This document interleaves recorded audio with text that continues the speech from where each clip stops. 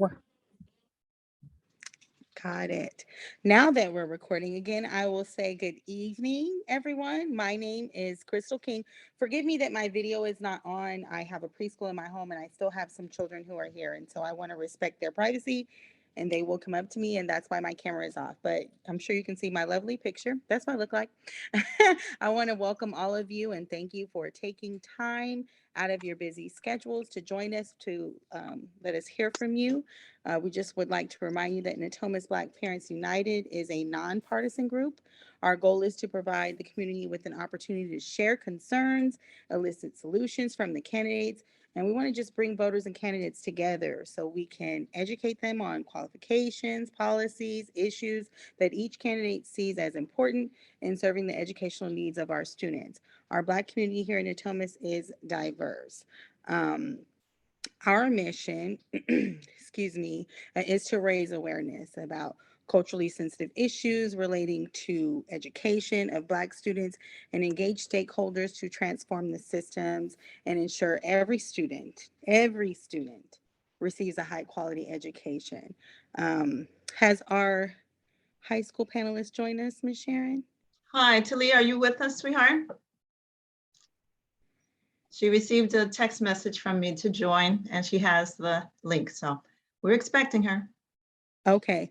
And so, well, since she's not here to introduce herself, we have a high school panelist who is slated to join us. Her name is Talia. She's a senior, she's a student, she's a dynamic BSU student leader and woohoo, a cheerleader. So with that, let's see. One of our panelists wasn't able to join, am I correct? That's correct. Megan isn't feeling well and will answer questions in written form. Okay.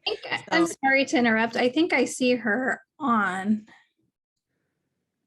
Megan, sweetheart, if you're there, would you turn on your speaker and let us Hi, say yes. hello?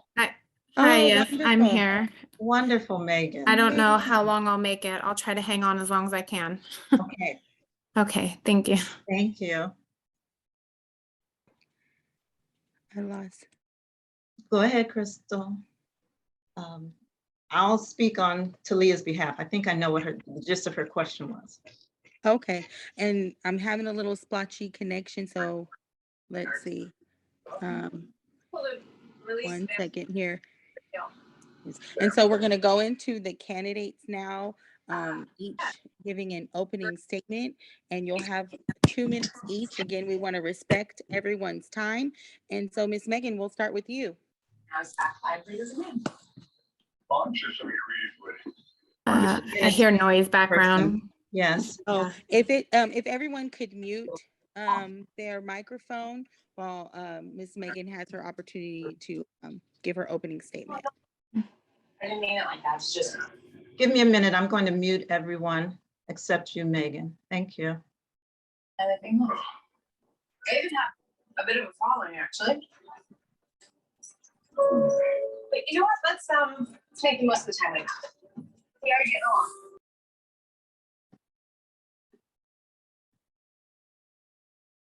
along. Okay, hello. I'm Megan Allen. I'm running for Area 1. So I am a native Natomas. I've lived here for over 40 years.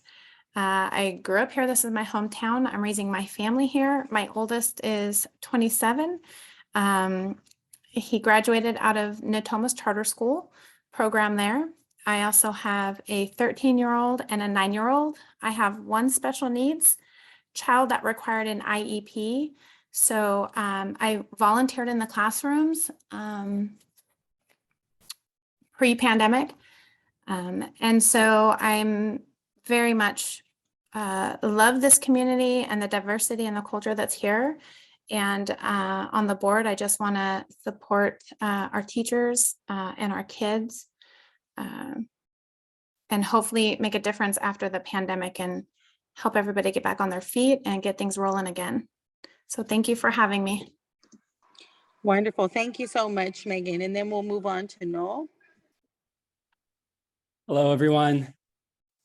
My name is Noel, and I use pronouns he, him, and él. I'm also running for Area 1, and I've lived in Natomas, specifically South Natomas, my entire life.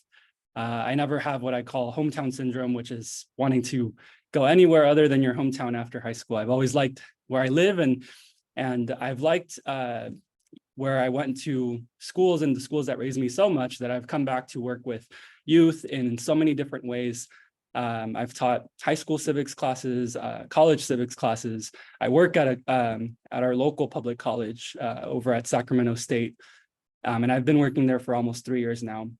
Well, I want to mention I attended our K through 12 schools, specifically Jefferson Elementary, Bannon Creek Elementary, so 2 elementary schools.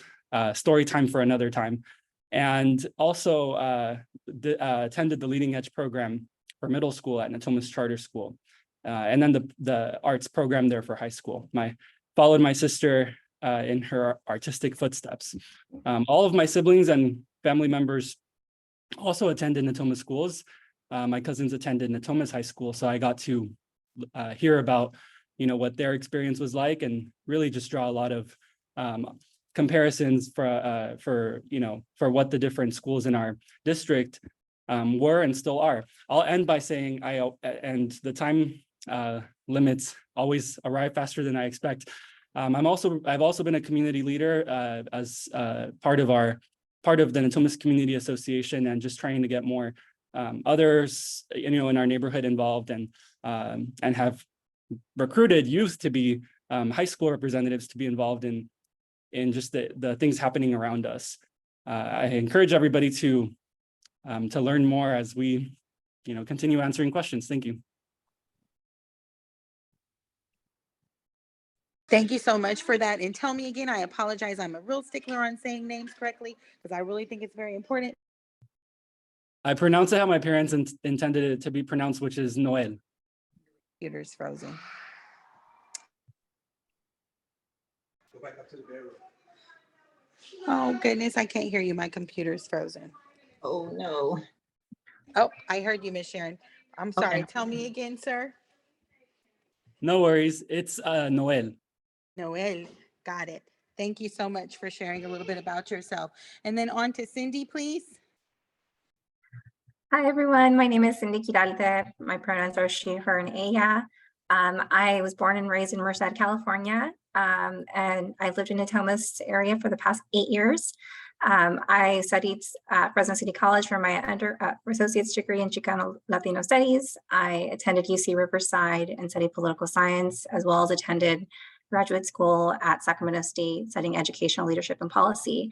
And I have been at the Department of Ed now for the past 9 years, working on policy, as well as recognition programs for classified staff, California Teachers of the Year program, as well as working as a state liaison for the National Blue Ribbon program. I have also worked on a variety of curriculum issues, but all that to say, I'm incredibly passionate about public education. I'm also the mother of a bright 5-year-old daughter named Olivia, who is now attending Heron Elementary. So I'm incredibly happy to have her in the district, and she's thriving with all the community events and the great educators at Heron. And I'm just grateful for this space and being able to give back. I believe in each one teach one. As someone who studied ethnic studies and been in spaces around social justice movements, it's incredibly important for me to do servant leadership and give back to the community. And so I think for me, it's full circle. And I'm just grateful for the time we'll be able to share a little bit more about ourselves. Thank you. Thank you for sharing. And Monique. Hi, everyone. Thank you for having me. My name is Monique Hockman. I've lived in Natomas for 7 years. I have 3 kids in the district. One is at Intercom, one is at Heron, and one is at Star Academy. So I want to start by saying that educational and economic equity is one of the main reasons why I decided to run for school board. Over the years, I've been vocal to certain administrators about how the cost of field trips has been a stress to families. It's hurt my heart that kids in Natomas have had to miss out on experiences because of financial circumstances. When I witnessed this happening, I've offered my help to the schools to organize fundraisers specifically to help those kids and those families. And their response at the time was that I could fundraise for myself. So my husband and I have started companies from the ground up. We didn't have anything handed to us, and we grew successful businesses. So one of my goals is that I want these kids to know that financial circumstances can always be changed, and that as parents and as a community, we should be there to guide them to success. When the kids are at school, they should never have to miss out on an opportunity because of financial reasons or any other reasons. Thank you. Thank you for sharing. Okay, so we're going to open up in the question with the first questions, and we'll answer them in the same order. So again, if you opened first, then you'll answer the question first, so on and so forth. And someone may chime in if you're going over your time. I believe that might be Rosalind, because again, we want to respect everyone's time. So the first question that we have is, what is or are your solutions for bridging the learning gap? Also, what are your thoughts on expanding summer school for all students, not just those with IEP?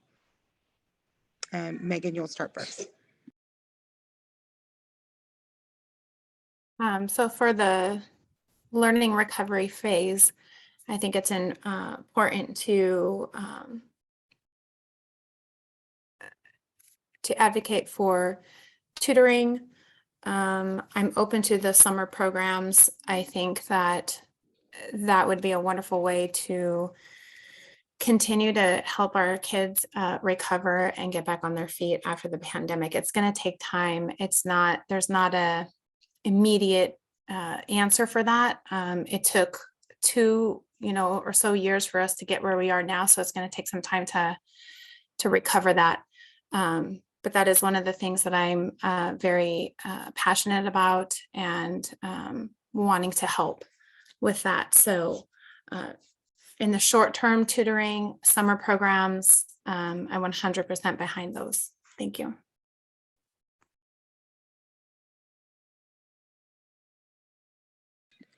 Thank you. And Noel, the same question. Thank you. Well, I think the most important part of the COVID learning recovery is to make sure we recognize a little that the dichotomy between every school site it's going to look different. And at the same time, there are some really good practices that can be done and shared district-wide. I've heard of some really what I consider innovative approaches from school principals, more direct support during things like advisory classes. And at the end of the day, all of this has to be done equitably. We know that support looks different across different student populations to focus on literacy and math proficiency and everything else that our students need to succeed academically. And then later in life is going to be based to some degree on factors like cultural competency and being able to support everybody who builds the community and the ecosystem around the student, which is, parents, the community itself, and our educators. So making sure that all of those stakeholders have what they need to. It's the only way that something like equitable learning recovery is going to happen. And I think lastly, I'll just say that it's a really good opportunity to open communication and to really, hear what is it that we can do differently. There's going to be, a lot of similarities. And at the end of the day, I think, we have to engage with each other to make sure that the recovery happens, and it happens again for all of our students. I think equity again it has to be the North Star and the compass to all of us in this work. And I look forward to the virtual tutoring programs that the district has continuing. Thanks. Thank you. And Cindy, same question, please. Great, thank you. So as others have mentioned, the past years have been incredibly difficult for all of our students and their families, but not each family experienced the same impact of the pandemic. Some were affected more dramatically. And I think that our approach to providing supports to students and to community members needs to match that in terms of equity and acknowledging that learning loss has impacted different communities differently and understanding that they may need specific supports such as tutoring, cultural competency, awareness around bringing family engagement to these conversations in a way that's looking at as a partnership, engaging with various methods of social emotional learning supports, and understanding that we have to be able to acknowledge that those challenges exist before we actually do reach any level of addressing any learning, as well as understanding around literacy efforts. Making sure that the literacy efforts that we are doing are culturally relevant to that specific student and their families, and having that clear, trusting communication will be very important as we go forward. I do know that at different school sites and within the district, they are doing a significant amount of innovative practices, such as the virtual tutoring, but understanding that that's going to be an ongoing support that's needed, that we need to continue to have strong relationships with parents as well as with our educators. So I would be in support of summer school as well as various forms of tutoring. Thank you. Thank you very much. And Ms. Sharon, do you know if our high school panelist has joined us and if she'd like to ask her question? I do not see her name listed in our participants. Excuse Sorry, me. I didn't get to answer. Oh, I'm so sorry. Monique, That's okay. I sincerely apologize. I know, so it's no I'm problem. just like looking at my schedule in my notes. I apologize sincerely. Please go ahead. Sorry, can you repeat the question one more time? Just to Certainly, no problem at all. What is or are your solutions for bridging the learning gap? Also, what are your thoughts on expanding summer schools for all students, not just those with IEPs? Okay, so yes, I think that learning loss is an emergency that needs to be addressed immediately. I think that we can address compensation for teachers so that we can help get more teachers. Right now, they're feeling the stress of not having enough subs. They're not having enough supports. Yeah, one of my ideas is so that ask the district to pay for the background check so that we can get parental supports and community supports immediately. And as far as summer school goes, like personally as a parent, summer school is difficult for me because we put so much work into the regular school year that I need a breath. But if enough parents and people want summer school, then I will definitely support it across the board. And I also would love to see an after school tutoring program available for all students. I think that would be convenient for the parents' schedules and the kids' schedules also. Thank you. Thank you. Again, I apologize. Ms. Sharon, you said you weren't sure if Ms. Talia had joined us yet? No, and as I look through our guests, I don't see her listed. But when we talked during the practice session, she was very passionate and concerned about sexual abuse and the issues that were happening at her high school. They were raised last year. She served as one of the leaders that protested against a lack of administration's attention to the issue, and gave me the impression that it was still unresolved, although they have been in discussion with our district. So I'm presuming that her basic question would be, what are your intentions toward any issues centered around misconduct and or sexual abuse and or harassment that occurs at any of our schools? Specifically the high schools. Safety is one of my highest priorities, whether it's providing mental health services or safety in this case, as far as abuse happening and bullying and those things. My children have been bullied, so that is something that really gets me fired up. Sorry if I don't sound fired up, I'm not feeling good, but so that is something that I would take extremely seriously, and I would want to get down to the bottom of that. It saddens me that she feels she hasn't been heard, and that she feels that the administration is not taking whatever the claim is seriously. That really bothers me. So that is something that I would prioritize looking into when I'm on the board. And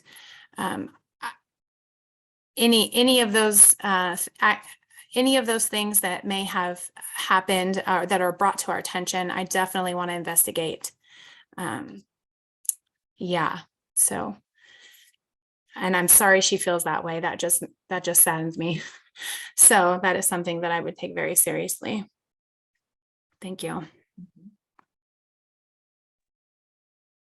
Thank you for your response. Noel? Thanks.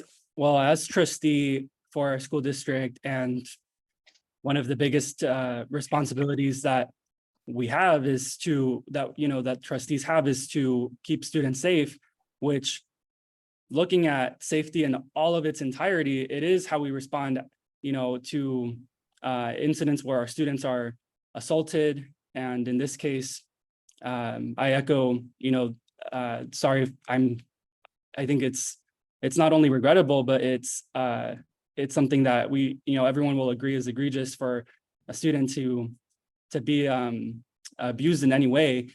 But it's also what we do before that happens. It's the district itself, all of the schools having really strong education around what does abuse look like in all of its forms, including sexual abuse or sexual assault. What are the things that usually lead to that? And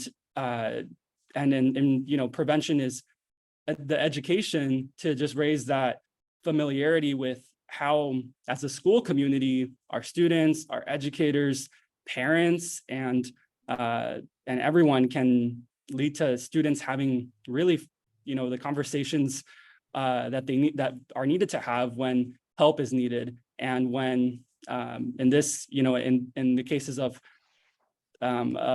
incidents already happening, what can be done afterward, and making sure that something is done afterwards, because there is stigma related to assaults, right? I have worked on policies that ask for schools and for our lawmakers to investigate incidents of sexual assault, and have been part of looking at what is being required, because things have to be required at some point. Thank you very much. And Cindy? Thank you. So it is incredibly saddening to hear that incident happened at one of our schools. We as parents send our kids to school with the hope that they're being received in a welcoming environment, and that they're surrounded by support and love. And so my heart goes out to that family and that student that experienced that incident. As a trustee, if I were to gain your support, I would take these cases very seriously and investigate and make sure that the due diligence is done to protect students, but also being mindful around the prevention, around having a shared language, around vocabulary, around what is abuse, what does abuse look like, how do we prevent these types of incidents, how do we build community in these spaces to where incidents like this do not happen. And when they do happen, having spaces where we have a quick, appropriate action to not only investigate, but also to have harm reduction in these spaces, right? Understanding that the youth that are involved, there has been some harm done, and we need to provide the adequate social emotional support to students and their families that have experienced these issues. But it is not lost on me as a parent. This would be very heart-wrenching for me to experience, but also as a potential trustee, I would make sure it's something that I would take very seriously if it occurred under our watch. Thank you. Thank you for your response. And Monique? So this is something I am a little familiar with. I had stopped by when the students were protesting at that event, and we were encouraging them to show up at the board meeting so that they could have their voices heard. But I think that one of the biggest problems is that our students and our families don't feel as though their voices are getting heard. So that is one of my goals. That is my goal, that I am here to help them feel safe to voice what they need in the boardroom. I think that we should also consider expanding our student representatives so that they feel safer to tell us what they need. Adding mental health supports is a priority to me. And again, adding more support, more teacher support, more community presence on campuses, I think will help with the safety as well. Thank you for your responses. And I think there's, if Talia did not have any other questions, or if she hadn't joined, Ms. Sharon, I can read some of the questions that were sent in and that are in the chat. Please do, yes. Okay, so again, I think Megan may have left, and we hope that she feels better. So everyone else, it would just go again in the order that you guys did your opening statements. And so the first question that I have is, there have been some high-profile racist incidents at Sacramento area schools lately. What do you see as the role of the schools in addressing racism? And if We still have Megan. So Right. Megan, are you filling up to answering that question? I'm sorry, I thought I saw in the chat that she left. I'm sorry. Is she on? No, I just see that her name is still there, so I wasn't sure if she said she may leave. Can you, sure, great. can you repeat the question? Sorry. No problem. I'm so sorry. I thought you had left. I thought I saw you that you left. I apologize.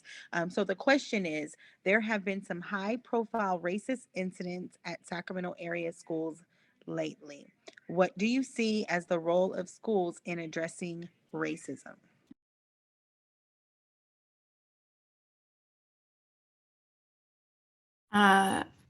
As a mother of a biracial son, I take this also very seriously.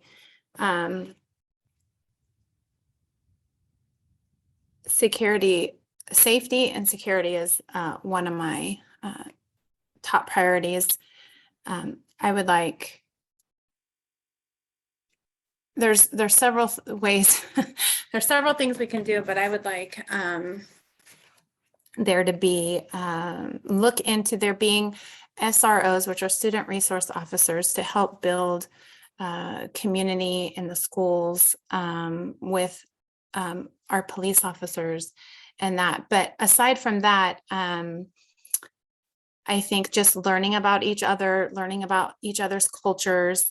I teach my kids that, I teach them about the different cultures and countries around the world, why they dress the way they dress, why they look the way they look, why they talk the way they talk, or that kind of thing. So I would like to, as far as the education is concerned with the curriculum, make sure that our kids learn about each other and why they look different, why they sound different. Because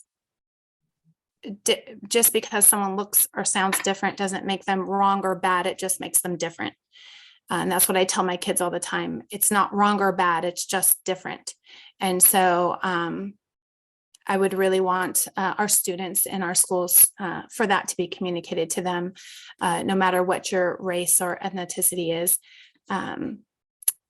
that it's not wrong or bad, it's just different. And just learning about that. It's something that's very close to my heart. Thank you. And thank you for your response, Megan. Noel? Thanks.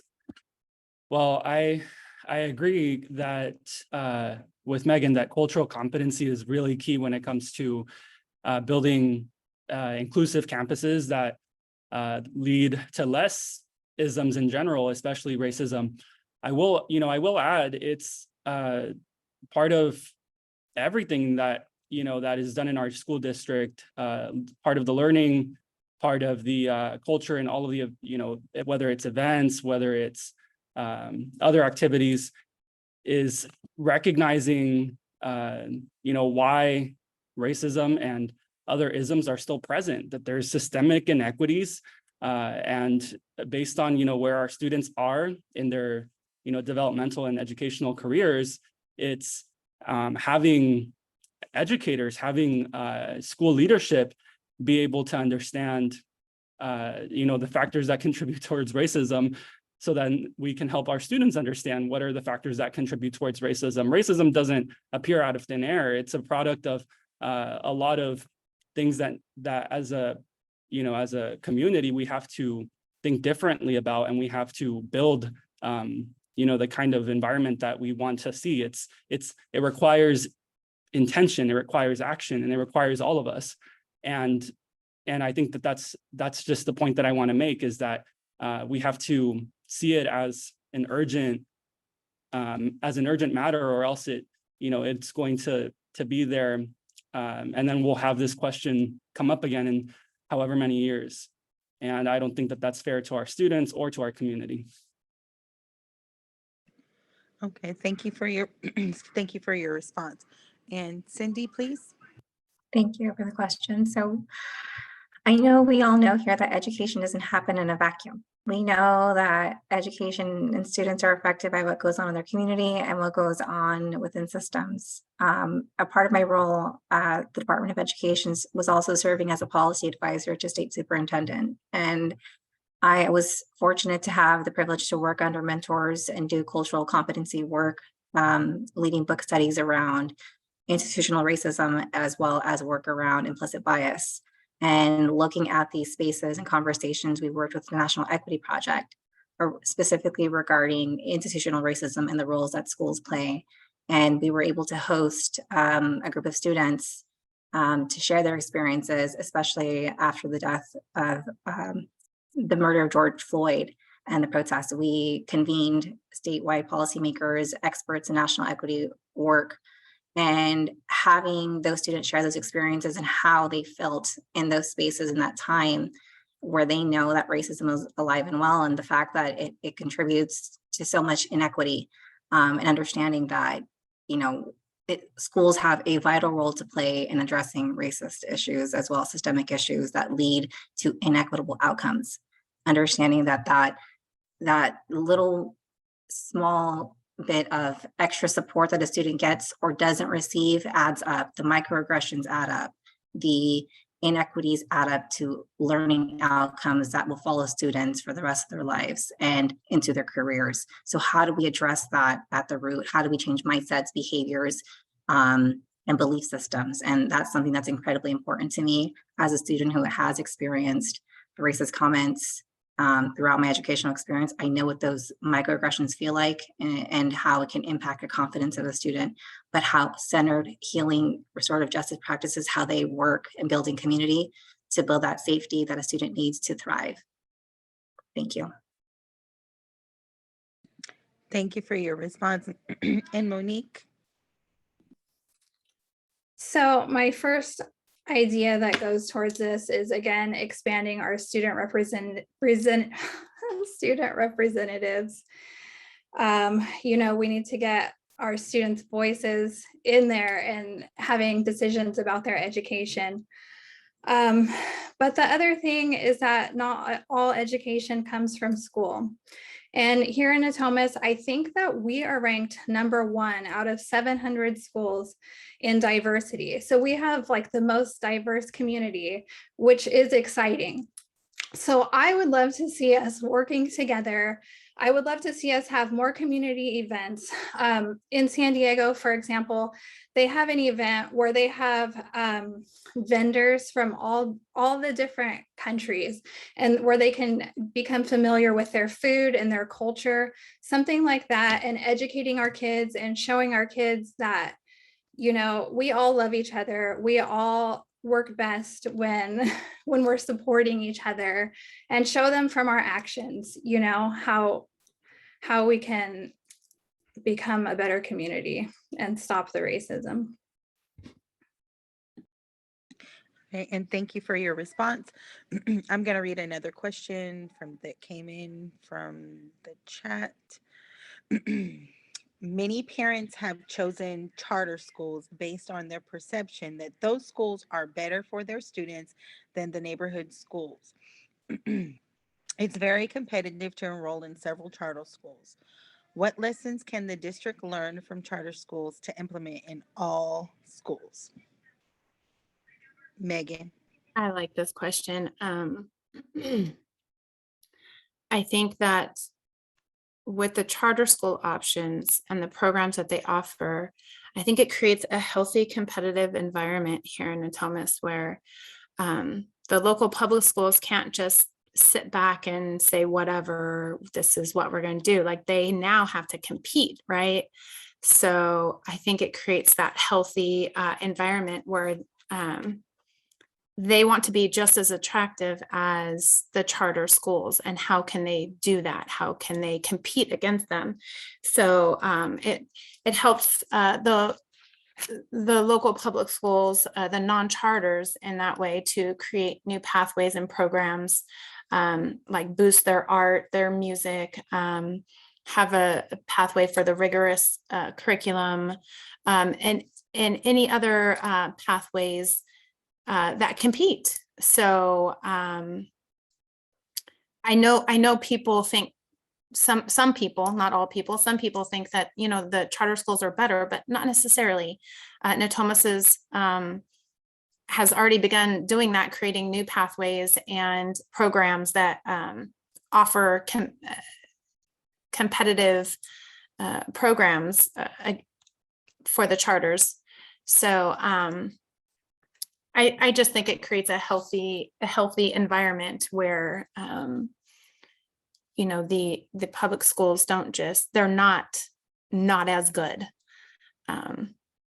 So I think Natomas offers so many wonderful programs. When I look around at other school districts, we're really fortunate here. Thank you. Thank you for your response. Noel, same question, please. Yeah, thank you. Well, I'll start by saying I think all of the schools in our district can at some point learn from each other. And that's because we're one district. And as trustee, my role will be to recognize that our district is the epitome of school choice. I'm a product of a charter school, and I've told however many people I can, I have nothing but positive memories of all the benefits that come with having attended a charter school. I also know that across, you know, our district, depending on the type of charter school that it is, you know, the funding source looks different, the governance looks different. As trustees, really, our oversight is to make sure that what we call independent charter schools are fulfilling their responsibilities, have good fiscal standing, and et cetera.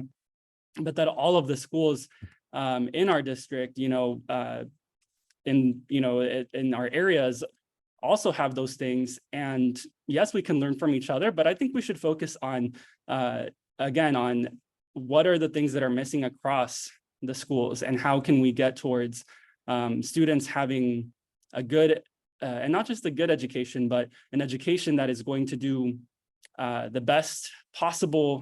to the best possible outcomes for them in their life, that, you know, that can happen really anywhere. I'm approaching this from a perspective of, again, someone whose family attended schools in the entire district. And what I can tell you is again, it's realizing that that we're trustees for the entire district, you know, charter and non-charter schools alike, and bringing everybody together in that way, hopefully. Thank you for your response. And Cindy, same question, please. Thank you. I just want to echo the comments regarding, you know, how diverse Natomas is, and understanding that we have incredible schools, public as well as not, you know, as charter, and understanding that they have options and pathways for our students. But as a trustee, understanding we represent the whole district and providing that support necessary. I think for me, I would like to be aware that those perceptions exist between better, not better, but that's always, you know, something that's up to that specific person, and understanding that our public schools are just as good, and understanding that they should be, and they are, welcoming spaces for all families and students. And I would hope to be a trustee to have the representation of the whole district, not just one area school or the other. But I think for me, that I'm grateful that there are so many options for families, so that way they can make choices based on what's best for their students as well as their circumstances. Thank you. Thank you for a response. Monique, same question, please. Can you repeat the question one more time? Thank you. Certainly. Let's see. Many parents have chosen charter schools based on their perception that those schools are better for their students than the neighborhood schools. It's very competitive to enroll in several charter schools. What lessons can the district learn from charter schools to implement in all schools? So I have heard from different charter administrators that they look to their sister schools in the district to see where they might need to adjust and to fit the students' needs. And I think that's one thing that's already been happening. We're not sure. Well, I think that we were able to get the SICA program and the IB program at Interchem because of the charter schools. So, I agree with Megan that it does create a competitive, healthy environment. And I agree that all students should feel valued and safe in whatever school they're going to. Thank you. Thank you. We have a couple more questions that have come from constituents in the community in the chat, so I want to address those, but I'd ask that you summarize your statements as quickly as you can, because again, we want to respect everyone's time. Excuse me. The first question that came from an Natomas neighbor: what would be your plan to ensure equitable learning that represents the diverse cultures and addresses systemic racism? And Megan, you can go first.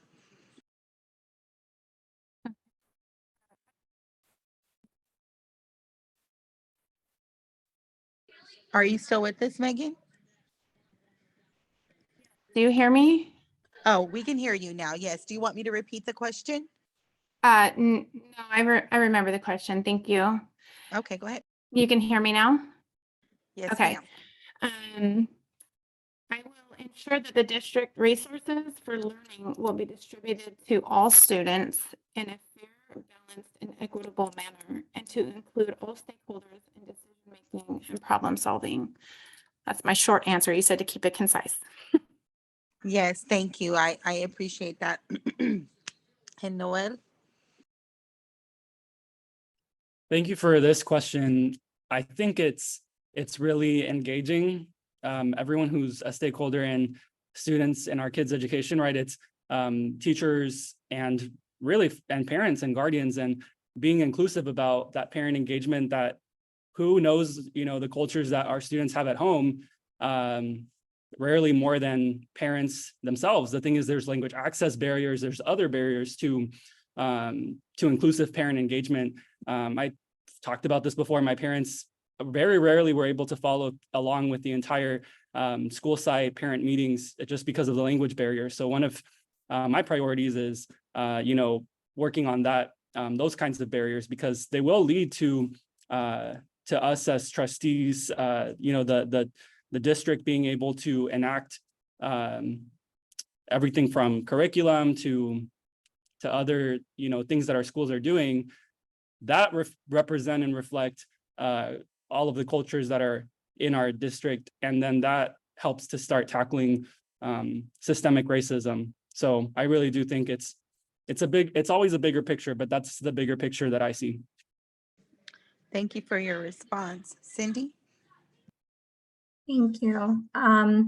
Just to echo similar comments regarding the importance of family engagement and understanding that we want to work with parents and family and community as partners in this work, and engaging these conversations in a way that understands that family, so that way they can understand that student and their circumstances that they find themselves in.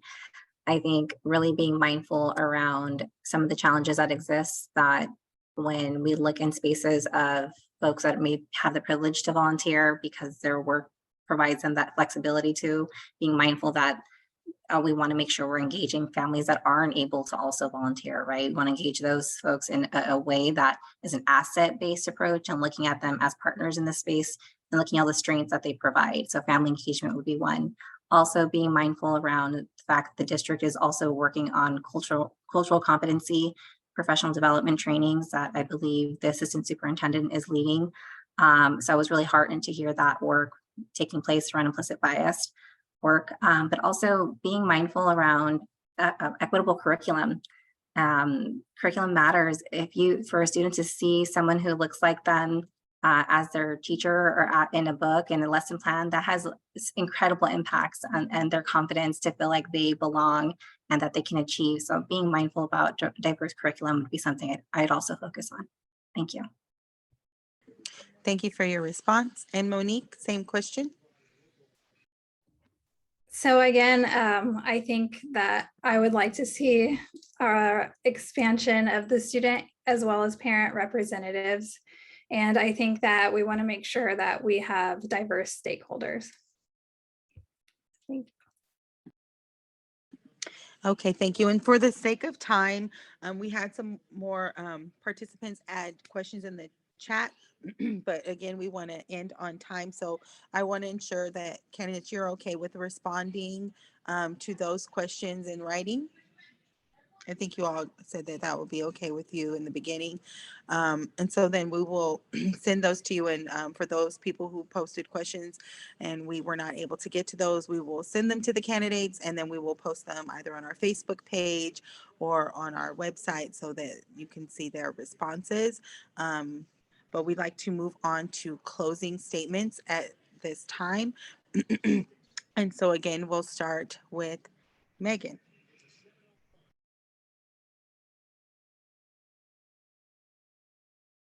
Thank you. Can you hear me okay? Yes, we can. Yes. Okay. If elected to Natomas Unified School Board, I'll do everything I can to ensure our district supports students who have been left vulnerable to poor policies. I will build a better relationship between the district and community. I will fight to ensure the individual needs of every student are met so that they can be college or career ready. I will call for review of school safety plans. We need to bring the focus back to the most basic needs in educating our students. I look forward to the opportunity to serve you as a Natomas Unified School Board member. Thank you so much. Thank you, Megan. Noel? Thank you. And in case I hadn't said it yet, thank you for organizing this. Thank you to the students who helped you organize this and submitted questions. It means a lot to be part of a forum like this. And I will just quickly say, I have to focus on, I have to focus on a lot of big issues.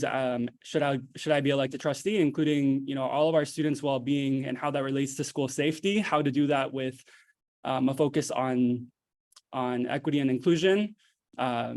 We've talked about COVID learning recovery and how to do that in the same way. And then also creating opportunities and expanding upon opportunities for whether it's college or trade careers for our students. Those are really the big issues that are front of mind for me right now.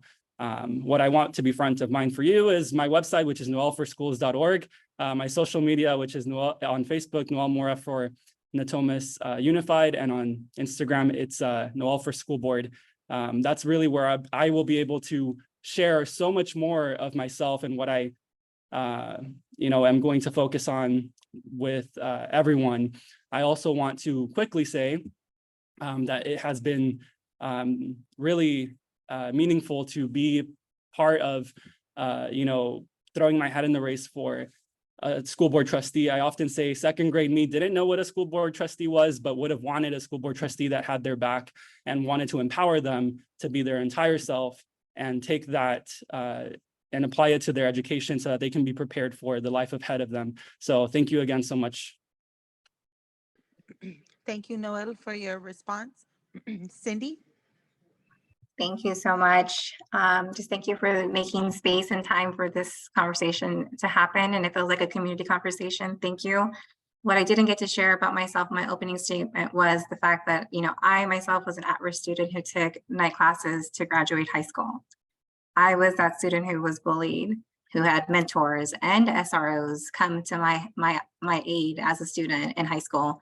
I was a student who was in community college for 5 years because I was taking classes and working part-time and dropping out in and out. But I was fortunate to be part of the Puente program that helped pair me with a mentor, a guidance counselor, a career counselor, and put me in curriculum classes like Chicano Latino Studies, and I learned about Umoja and African American Studies.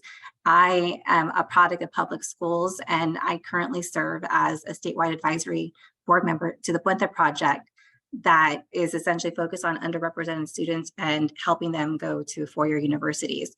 I have served as a community organizer in the Central Valley working with parents. I have worked as a statewide policymaker working on policies, programs, and I come with over a decade of statewide leadership experience to this space. But I come as a humble public servant, asking for your support, understanding that, you know, I believe in serving community. I'm incredibly passionate about public education. I hope to gain your support to serve as a trustee for Natomas Unified. My daughter attends this district. I'm incredibly committed to the outcomes of all of our students. Thank you. Thank you for your response. And Monique? Thank you. Thank you again for having me. I just want to say that my goal for running for this position is to be the voice for our community. I'm not running because I think I have all the answers to these problems, but I'm running because I think our community does have the answers to these problems, and I want to listen to you, and I want to be your voice. Thank you. So I want to just, I'm sorry, go ahead. I just wanted to thank all of the candidates and for coming to our forum. And maybe what we want to do is go ahead and stop the recording, Ms. Sharon, but we're just going to hang around for a few minutes. And if the candidates are willing, you know, I know there's a few people who may want to say hello or, you know, I think there was maybe one question that we could certainly